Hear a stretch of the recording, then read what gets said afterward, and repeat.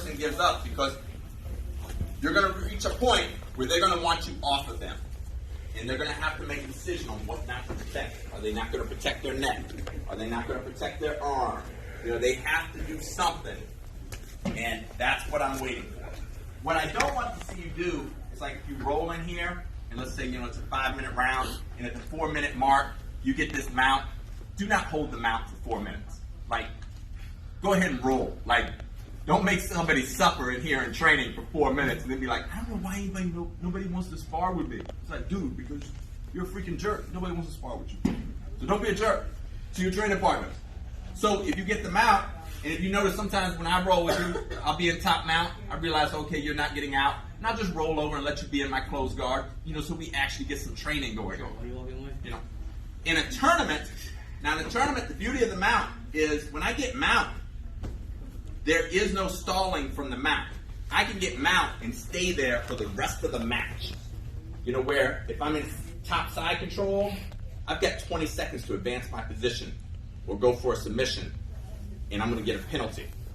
So you can't just hold somebody in side control and think, oh, I can do this indefinitely. In a tournament, you will get disqualified. I've literally won tournament matches because people have stalled on me, and it's like, first warning after 20 seconds is a penalty. Second one is a penalty, so you get your second penalty, and I get an advantage in the match. Your third one, you get your third penalty, I get 2 points. So now I got 2 points, and I'm still in bottom side control. And then your fourth one, they do this X, and they point at you. And they say, it's it. You just got disqualified. So you cannot just hold any other position other than mount and back control, where you don't advance your position. So in mount, you get to mount, if you're not in here sparring, you can just hold it indefinitely. So if I'm in a street fight, I'll hold mount indefinitely until I finally, either somebody comes along and breaks it up, or I decide to start choking them or breaking their limbs. So let me borrow cash. So one of the ways that I can attack a limb when he's here is, like I said, I don't want to be sitting up here pushing on his arm, because as I push, he's in a strong position, and plus he can just bridge violently, and it's like I'm either going to have to post with my hands or I'm going to face plant. So I don't want to have that happen to me. So what I'll do is I go back here, I'll put my chest on his forearm, so here, and then I'm going to crawl. And I turned his head with my elbow, and I'm going to keep crawling. And then I'm going to get my Americana.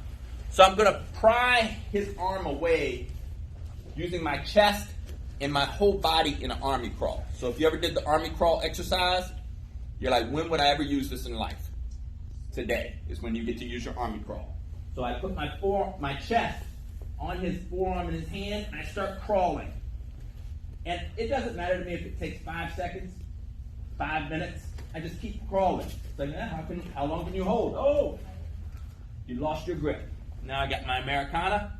Tilt the head, throttle, slowly move the elbow back towards the hip, and you get the tap. So I want to turn my knuckles to the ground, tilt his head, because I'm taking a, when I do that, it hinders his bridge, makes it less effective. And then just move his elbow slowly towards his hip. So I don't do this, lifting up here. I just throttle slowly towards the hip. Cool, thanks. Goodbye, Julius. So I'm using my whole body to pry that arm away. So here,